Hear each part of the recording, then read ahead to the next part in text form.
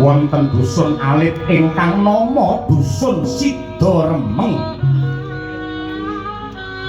Ing wanci siang sepi mampring parandene wanci wengi gayeng gumarendeng para priya ingkang ngumbar maksiat omben-omben turut dalam keprek dadu ambengok sarupi suwing grindil bareng keluwen beleyasu. Ana wis malik sarwa prasaja murup kubrike uripe kawis tinggal sarwa kekirangan. Nenggih menika ta warnane Nyai Samirah ingkang nembe nindali ingkang putra.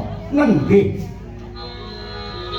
priya ingkang gagah santosa Bilawa Sang Janaraga. Mangkono kawijil pangandikane mecah dumateng sepine kang swasana.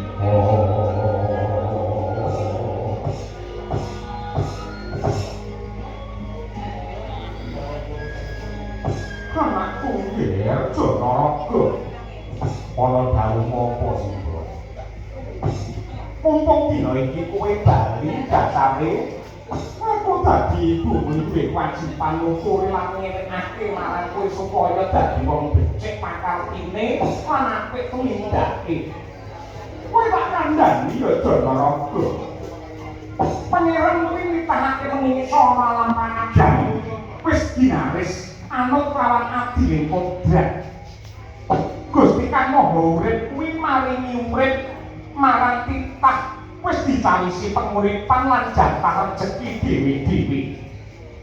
Dene supaya menungso antuk rezeki kudu tinuku sarana budidaya sarta ndedonga. Dene carane budidaya menungso kudu nyambut gawe anu kabisane asine mbuake utawa sithik sing bakul liwat dalan sing bener aja nganti nerang aturan agama lan kugekake marang wong liya. Mergo rezeki kuwi yen entuke liwat dalane kang wis upama dadi panganan dipangan malah dadi sumber lelara.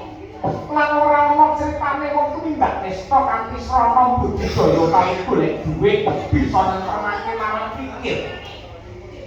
Yer Janaraga dina iki wong bisa manahi lan padha ureh rasane mergo anane Durjana utawa maling sing meh saben bengi nyolong bandane kawula. Padahal maling mau durung konangan nanging aku wis ngerti aku wis umurup sing dadi Durjana ora ana liya kejaba kowe anakku Nger Janaraga.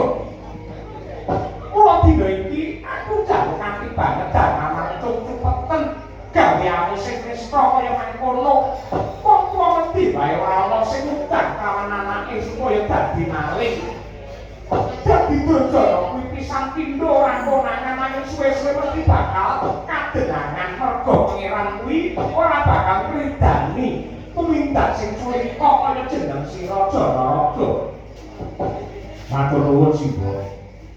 Kowe wis ngelikake karo aku mergo gedhene rasa tresnamu marang anak. Ning ndak rewangi dadi maling iki mergo aku duwe gegayuhan sing luhur. Aku pengen dadi wong sing piguna tumrape negara lan ngangkat derajat kamulyane Simba. Apa sing ndak gayo Janaka? Aku pengen dadi prajurit. Aku pengen dadi Sentana Praja. Aku pengen ngengel marang negara Ngamarta. Aku kelingan yen Pandhawa sing bisa nremake Eka Cakra mergo saka kakurane Prabu Bapa yen. Aku kepengin suwita marang para Pandhawa. Yen pengen dadi prajurit kenapa kowe kok malah dadi Duryudana? Mongko maling kuwi musuhe negara nggih. Simba kudu ngerti. Wong arep lamar dadi prajurit kuwi ora mung sang kepinteran lan kasantosane raga, nanging kudu duwe dhuwit. Jaman saiki yen ora duwe dhuwit, ora bakal ditampa dadi abdi negara, Mbok. Panjenenganmu kudu ngerti. Aku dadi maling ngumpukke brana picis kanggo srana aku pengen dadi prajurit negara Ngamarta, Mbok. Japaning kalangan swara pancamun Tilam werak kaponang Surang soroketan Padang kasolan pajaring Purnameng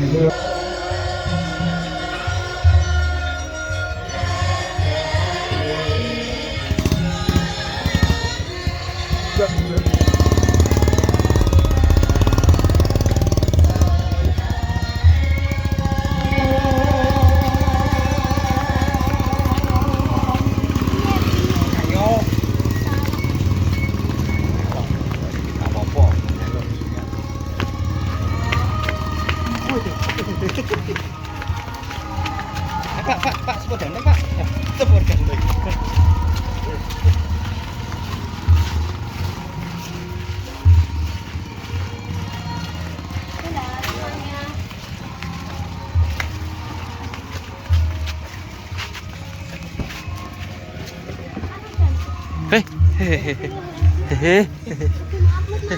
Ya, tak sensor kok, Man.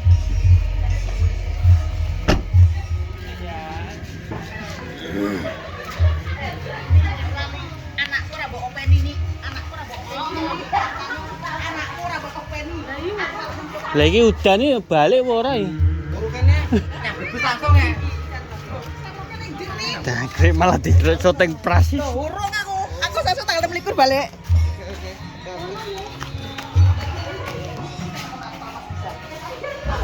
Malah di syuting pras ngale aku.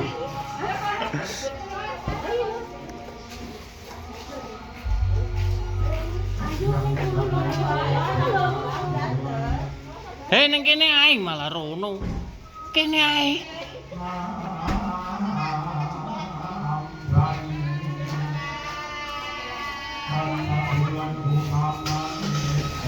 Putri gak tahu melok ya.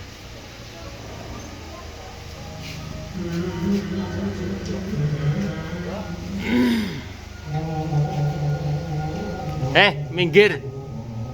Seru pene liwat minggir. Domongi kok angel.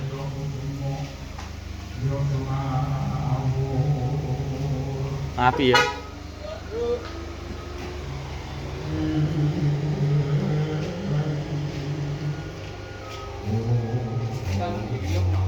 Urung genep 10 menit ya. Rene tak rekam. Hei. Urung genep 10 menit ya malah ngalih. Rene tak rekam. Hoi. Halo guys. Ingkang